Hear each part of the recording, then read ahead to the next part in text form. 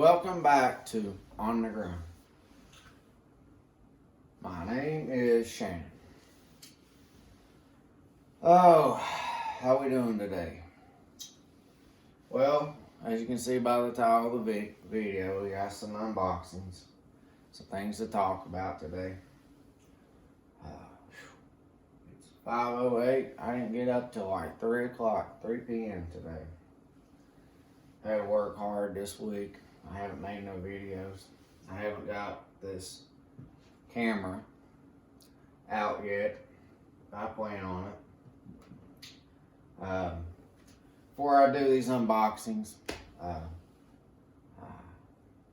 going to make a quick testimony that I believe in Jesus Christ. I believe in God. I'm not ashamed. I oftentimes make mention of God in my videos, and I always see it as an opportunity to share that with people, that they might be saved, that you might be saved. I don't represent any denomination. I'm not a part of any of that. And I oftentimes mention that read the Bible for yourself. If you watch any of my videos, some of them, I hope you watch them to the end so that you might hear me talk about it and see how I present it to you, so you might know the truth. It's what God places on my heart, so I try to share it with everybody, since there's a lot of misleading witnesses out there and testimonies, and they use the Bible and oftentimes use it out of context for their own purposes. But anyways, so I hope you take that into consideration. I was hoping last weekend that I might be able to get this camera out. This Browning Spec Ops Elite HP5, I think what it's called. Yeah. The 5 in both the Recon Force Elite HP5 from Browning. It's a reference to the high power LEDs. There's 5 on both of them. I looked and searched online at a variety of trail camera manufacturers: Browning, Stealth Cam, Spy Point,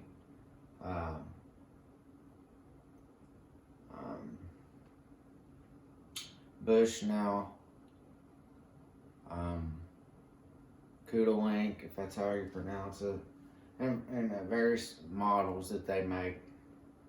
I even found a channel, I don't clearly remember the name of it, where he actually took some of these cameras apart, and when he did so, I liked the build quality. The internals, what's behind the cover, build quality of these Brownings, as opposed to manufacturers like Stealth Cam. I know Stealth Cam gets pretty good reviews,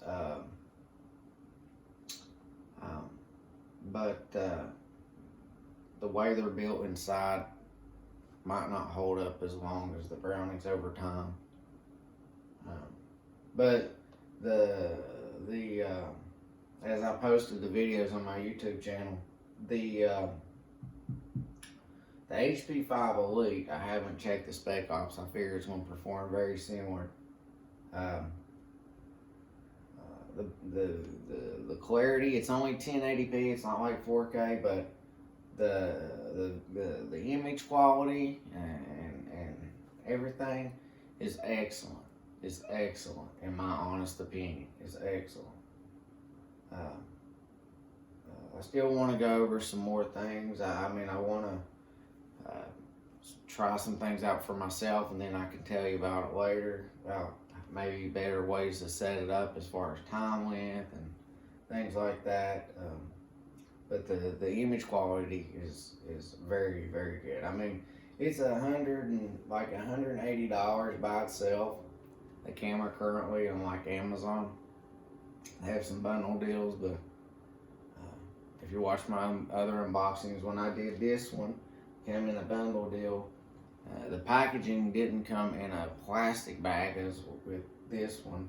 I need to double check where on Amazon this one come from, the Recon Force Elite, and where this one come from. It may have been shipped by a third party, that Amazon, that you can purchase it on Amazon as opposed to maybe directly from the manufacturer through Amazon. And this one, which may be why the packaging was different, or the bag it was put in the box. I don't think that matters. I don't know how they ship them from Browning, or and stuff.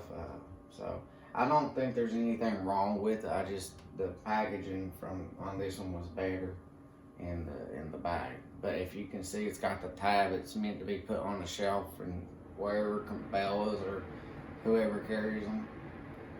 So anyways, or on the little hook thing, I don't know what you call it, at the store. Yeah, I think it performs very good. I don't know, I looked, I didn't see any cameras that had the image quality these two. Now, I know a lot of people nowadays, they are very interested in the cell phone cameras, but Browning offers cellular cameras,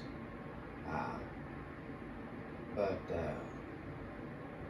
specifically, and they have it posted on their website, the different, because you have different data plans. They charge more for more image qualities and more videos.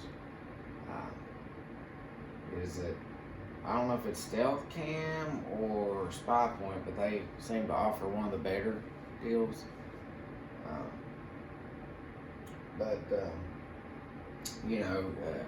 The first one, I think you just get standard images, which it means it's not quality images, and maybe that's all you're interested in having. I think it's like $7 or $8. Ain't very much, but you get a limited amount of images.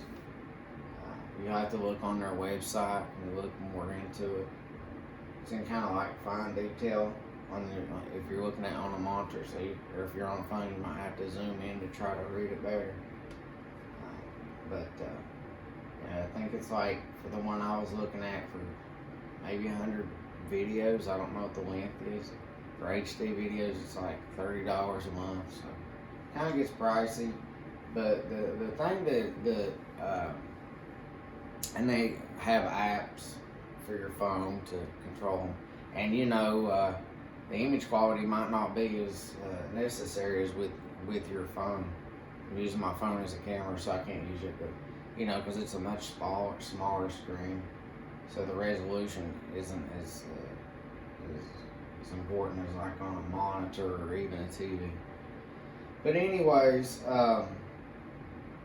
the data plans are kind of expensive, but when you want to get more and more videos, depends on what your budget is and what you're interested in. But I'm still trying to wake up, sorry.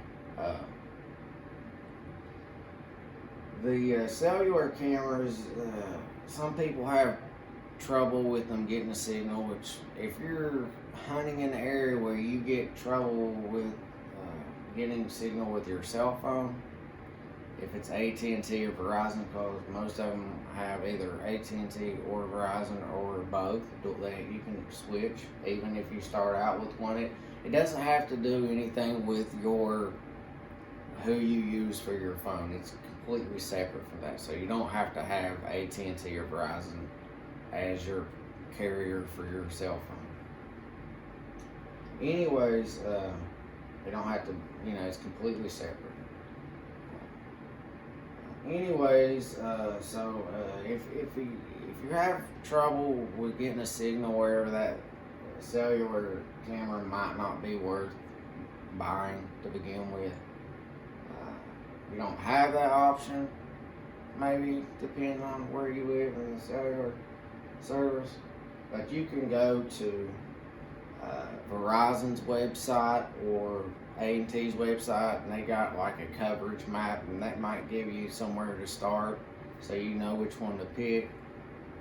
But if you already hunt the area and you know you don't get cell service, good possibility you're not going to get cell service with the cell cams. Some of them, not Browning because it's built inside the case, but some of these cellular cameras, you can buy booster antennas that might help. I don't know. I have no prior experience in messing with them, but you know that's going to be at your expense and whether you decide to or not. If it's not necessary, I probably wouldn't do it. I kind of would like to try it out, but you got the cost of the camera from Browning, one of their cellular ones, and plus the month. And you don't have to keep paying it for. There's no contract, in my knowledge. You just pay as you go. You can stop at any time. You can keep doing it if you want. So. Based on what I looked at from Browning, it would be $30 a month for the one I would be interested in. That's kind of a bit, but you can have up to like 3 or 4 cameras on that $30 plan. If you want more cameras, then you got to step it up. They have even a $50 a month plan.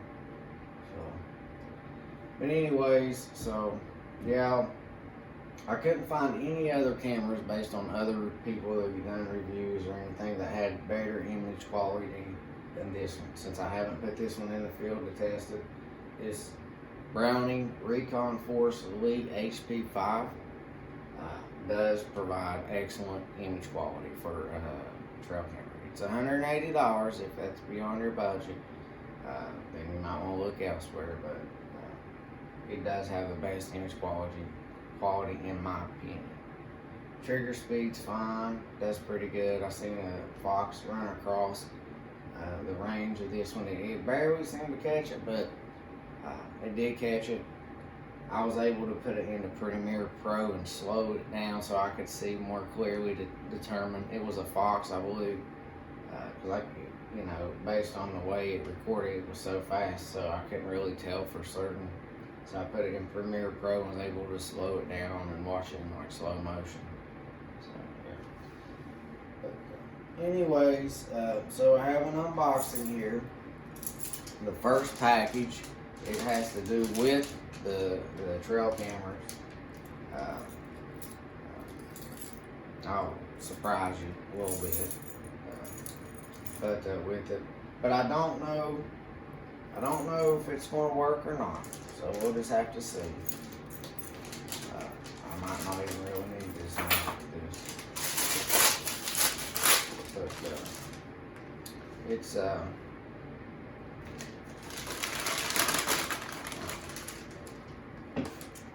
it's a Lexar Professional. You can see that.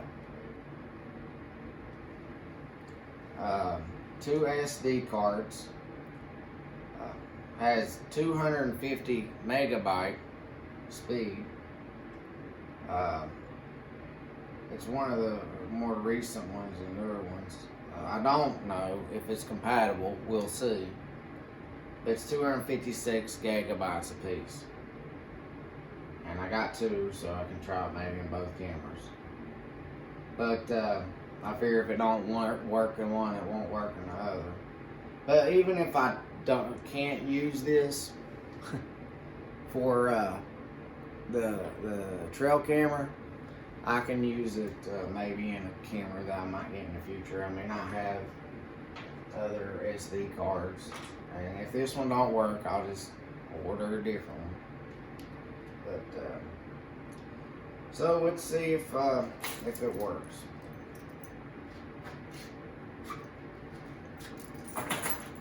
We'll see if it works. It might. I'll show you one of the reasons why I question whether it'll work or not. It's made a little different. It may still work though. If you notice the back of it,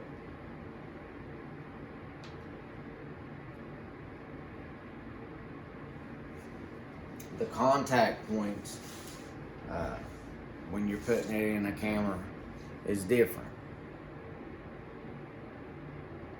If you can see that.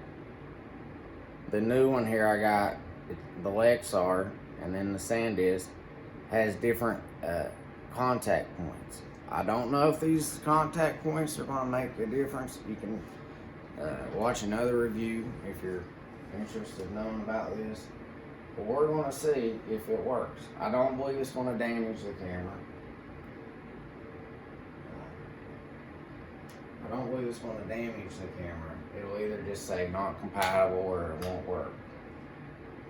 So let's take this SD card out. Again, this one is I know this one works. It's a SanDisk Extreme Pro, and this one's 128 gigabytes to 170 megabytes write speeds or read speeds. I'm not sure which one that is, but you can look that up. But this one does work.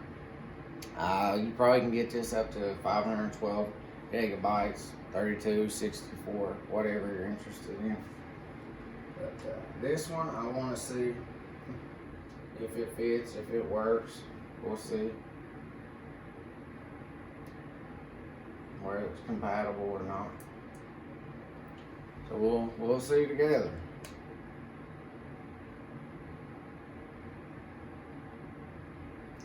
Seems to be working.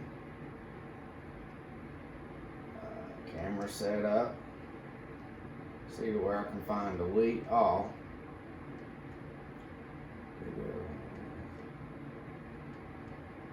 If you watched my other videos, then you would know what I'm looking for when I look for delete all. Delete all. If you push delete all, it should format the SD card, which is what you want to do. Delete all. Erase card. Finished.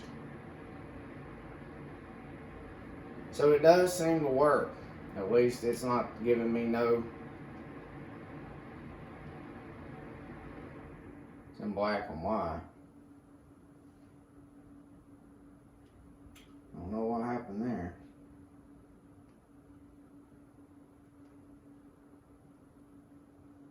Shouldn't be in black and white. Let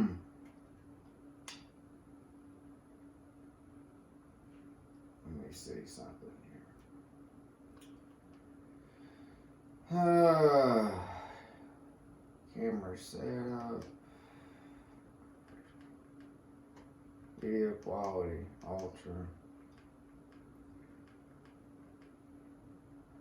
It went black and white. It's and now it's back in color. Something with the mode button seemed to change that. So, anyways, it does seem to be compatible, at least for the time being. So, we'll field test it. We'll field test it in the Spec Ops too. When I put that out, I wanted to put it out earlier, but I just had to work and I was too tired. It's been a really busy week at work.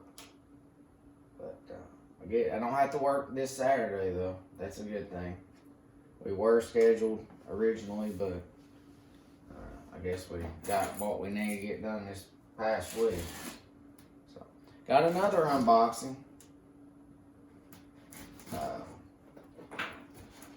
I haven't opened it. As you can see, it's literally an unboxing, which will probably be followed up by an unbagging.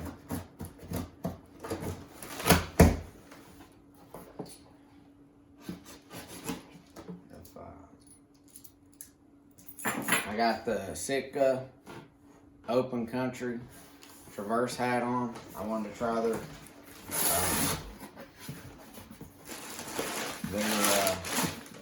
get a first-hand visual at the camo pattern as opposed to just being on the monitor. But what I purchased here, which is it's not something that's not been known to be on the market, but this is the first time I'm ever owning it, and it's not obviously field tested yet. But this is the Sitka mountain pants in the open country. If you've been following my videos, I'm seeking to go out west in the future, Lord willing, and we'll do some things. We'll see some places, but doesn't have the polygon, I don't think. Doesn't say anything. It is Optifade, open country. These are 34 regulars. On Amazon, they have 34, 34 regular, and 34 tall.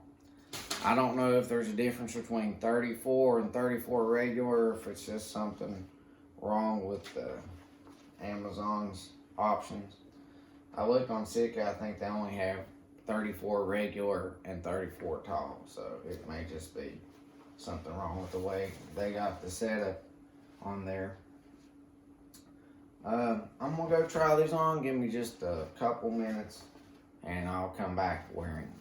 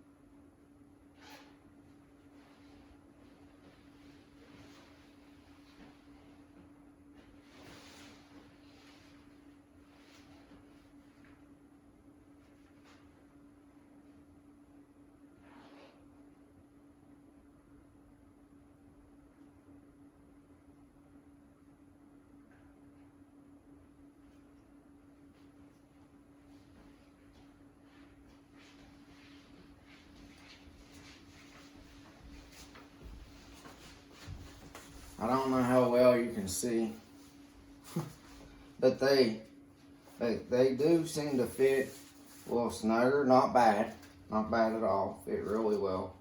A little bit of stretch. Yeah, a little bit of stretch. Slightly long, but nowhere near as bad as the Equinox pants. I like the fit of these so far. I don't see any issues with them. The material, I'm not sure if it's the same kind of material. Has a flip up pocket. It's kind of the soft buttons, like with the Traverse. I mean the Equinox. Got a zip here. Got the knee pads. I guess the knee pads I haven't looked at. Guess you gotta reach inside the pant to get them out. But notice another thing, they don't have back pockets. The Equinox doesn't either. They do not have back pockets. I don't think. Oh, this one does. I don't think the Equinox does. I'll double check. I'm sure I think I have them right here.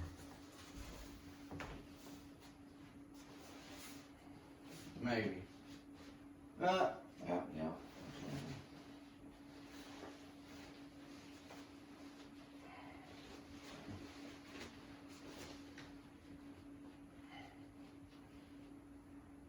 Oh, the Sitka Equinox pants, they do not have a back pocket. These knee pads, some people complain about them. I don't know. I'll have to field test them and see. You can take them out. But you know, I like to hunt on the ground, so that might help. Should help. They do seem like they're below the knee, hang slightly above the knee on me. Maybe different with different people, and more on this part, but they seem to be about right, and they're soft, kind of comfortable, so that I don't know that it would run into your shin. too much. I don't know if you can see it, but they do seem to. Hold on just a minute. I got something.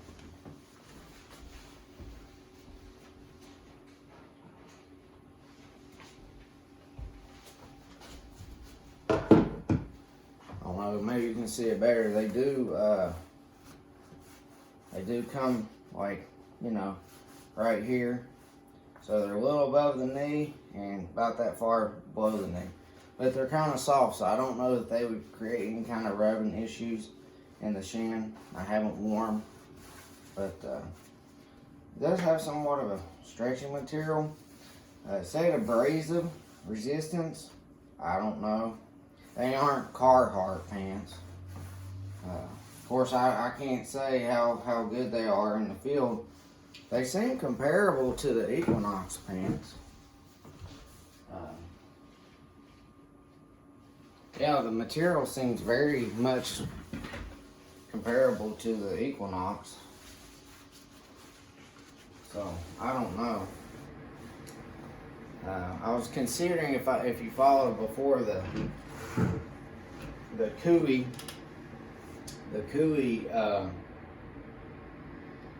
katana pants, because I probably would wear these, and I probably will, and the Equinox pants out in the field a lot, maybe several times before I even wash them.